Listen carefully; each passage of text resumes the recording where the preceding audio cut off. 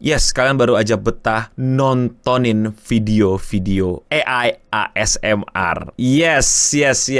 Itu beneran terjadi. Akhirnya konten-konten ASMR yang mungkin dibuat dengan teliti, mesti didesain ruangan yang kedap suara, mic-nya mesti bagus dan mahal, dan mesti ngerti gitu kuping mana yang mesti kanannya, kirinya, tengahnya, dan lain-lain gitu biar memancing, merangsang tubuh nikmat dengerin ASMR dan lain-lain, akan tergantikan dengan prompt.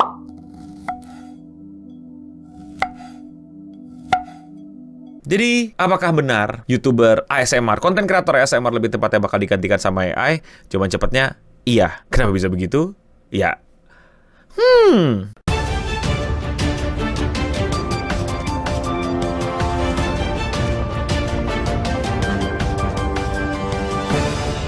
Baru-baru ini dunia dikejutkan dengan teknologi terbaru AI, yaitu Google Veo 3, yang emang kualitasnya itu benar-benar wadidaw banget. We can talk. No more silence. Yes, we can talk. We can talk. We can talk. We can talk with accents. Oh, I think that would be marvelous, Yes, it is very fun. But Yes, it is very good. Gue sebagai orang yang bangga dengan lama di internet, atau lebih tepatnya terlalu lama di internet, bener-bener chronically online dan lain-lain, gue bahkan beberapa kali kalau lewat di timeline itu gue bingung, ini AI apa enggak? Ini beneran AI apa enggak? Kalau orang itu nggak diskusin atau nggak ada yang balas AI gitu, gue jadi ragu gitu, ini AI apa enggak? Dan ada beberapa yang gue yakin lolos gitu dari mata gue, kalau ternyata itu AI. Karena saking bagusnya, saking bener-bener udah mengkhawatirkannya sih malah.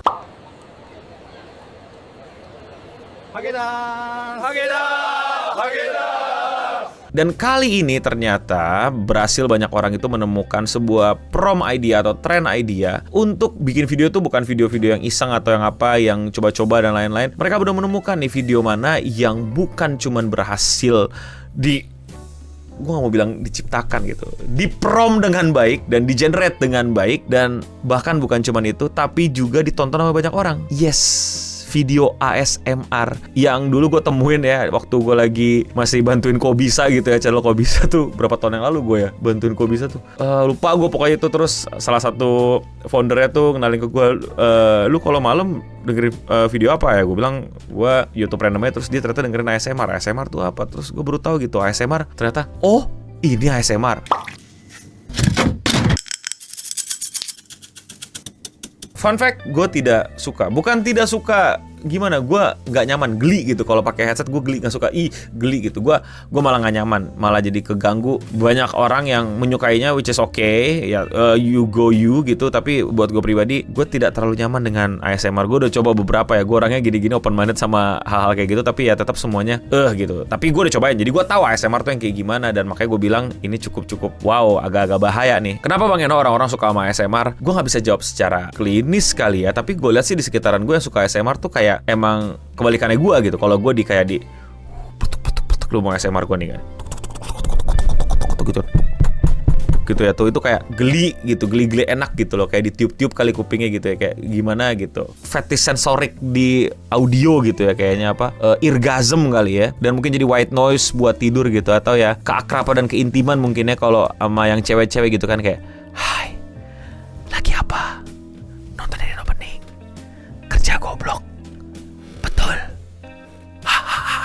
Dan sekali lagi, which is fine, gue hanya tidak fan of it. Dan ini yang lebih mengerikan ya, bahwa hal-hal kayak gitu sekarang udah nggak perlu di-create lagi, udah nggak perlu diproduce lagi, melainkan tinggal di-prompt.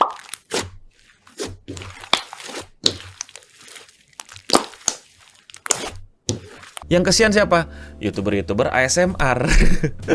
Karena gue tahu banget ASMR itu, kalau kalian lihat kan ini mesti ruangannya kedap kayak gini, mesti ada itunya dan lain-lain. By the way, banyak orang yang bilang gak guna itu kan gak bikin kedap. Hahaha, lu yang kagak mikir. Yang bikin ruangan gue itu kedap bukan ini doang, tapi pintunya. Pintunya itu kalau ditutup bluk gitu yang bikin senyap jadinya. Ya gak perlu gue liatin pintu gue yang mana kan. Dan ini membantu untuk tidak memantul. Lu pada aja yang gak tahu kamar gue kayak gimana, jangan sotoy. Nah yang ASMR itu lebih parah Apalagi biasanya tuh mereka udah ruangannya kedap-kedap banget, mereka mikrofonnya yang mahal nih, nggak kayak yang gua nih, lebih mahal lagi, bahkan sampai yang ada gambar apa sih, kepala orang gitu. Itu apa tuh gua nggak tahu tuh namanya, gua pernah lihat gitu kan. Terus abis itu apa, audio interface-nya juga nggak main-main. Terus bahkan ada ditambah lagi tuh apa, popnya segala macam ya, kayak udah kayak mau rekaman tapi lebih fokus ke ASMR gitu. Kayak wah, itu gokil banget sih effortnya. Dan tiap syuting juga mesti dipikirin gitu, audionya apakah tepat, apakah sudah kiri kanan balance dan lain-lain. Gue pernah lihat tuh proses behind the scene sampai niat banget gitu. Dan ya tinggal di prom. Gue nggak bilang yang di prom jauh lebih bagus daripada yang genuine, otentik dan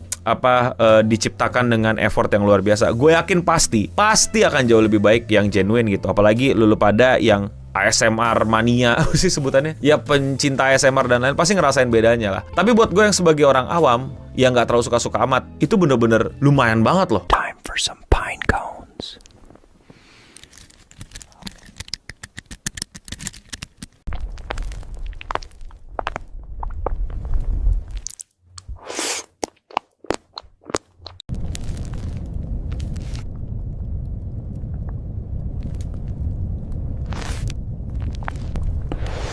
Bahkan dengan Genrate ini kalian bisa ngebikin ASMR yang nggak kepikiran gitu, yang nggak ada, yang fisiknya nggak nemu gitu. Kayak nggak tahu ini batu-batu apaan di ASMR-in, gue juga bingung.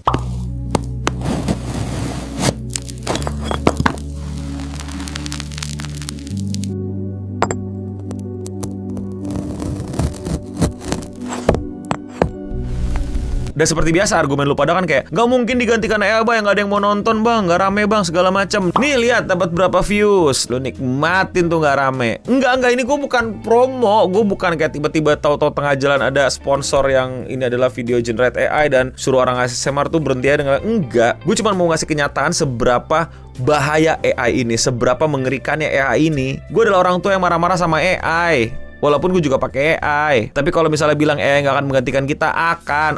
Tapi gue bukan orang yang mendukung, tapi orang yang khawatir, ngerti nggak sih? Alasannya nggak akan beda dari semua video tentang AI gue, bahwa generasi gue dan yang lagi nontonin gue itu akan aman. Kenapa? Karena ya ada apa ya? Ada relationnya gitu loh.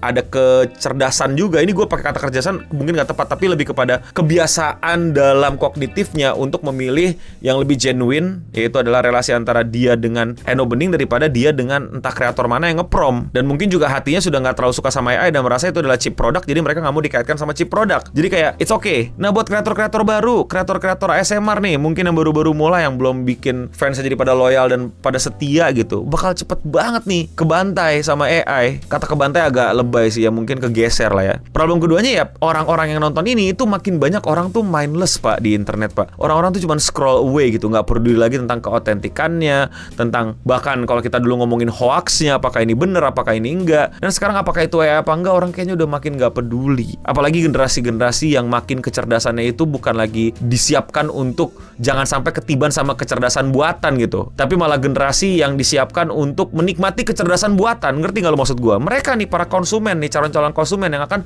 terima-terima aja gitu sama produk-produk generative AI dan lucu, tung-tung sahur, segala macam gitu loh. Jadi bebannya di kalian, bebannya di generasi penerusnya, bebannya di lulu pada yang akan baru menjadi kreator atau baru menjadi seorang pembuat konten atau bikin ASMR. Penonton-penonton lu udah lebih mindless daripada penonton-penonton gua dan udah lebih berdamai dengan AI. Solusinya lu lagi nanya solusi ke konten kreator, ya lu tanyalah sama yang punya kekuatan, kewenangan, kebijakan dan punya dampak yang impactful banget sekali dia bikin sebuah peraturan atau sebuah kebijakan. Apa tuh? Lu jawab di kolom komentar di bawah. Gue cuman coverage aja apa yang lagi ramai di internet dan ya mungkin sebagai pengingat buat teman-teman. Sekali lagi gue nggak bahagia kalau kalian kehilangan penonton atau kehilangan posisi kalian sebagai konten kreator ASMR, tapi ini tetap mesti menjadi alarm atau pengingat kalian. Dan ya ini bukan solusi yang gimana-gimana, tapi ini tips lah. Dan sebenarnya kalian kalau udah dengerin gue udah sadar gitu, tipsnya sebenarnya udah gue sebut gitu, yaitu relation antara lu dengan penonton lu, itulah yang membedakan lu dengan AI. Loyalnya lu terhadap penonton lu, journey lu,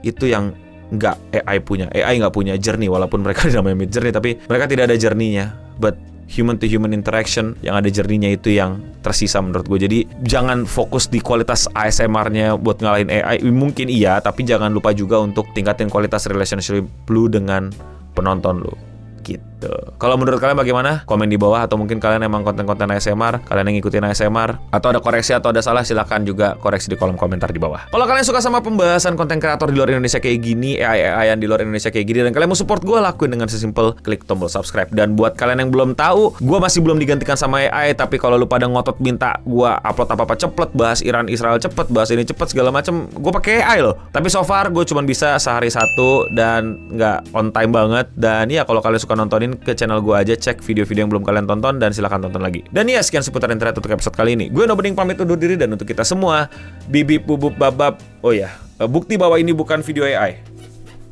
Prom ini AI. Woo!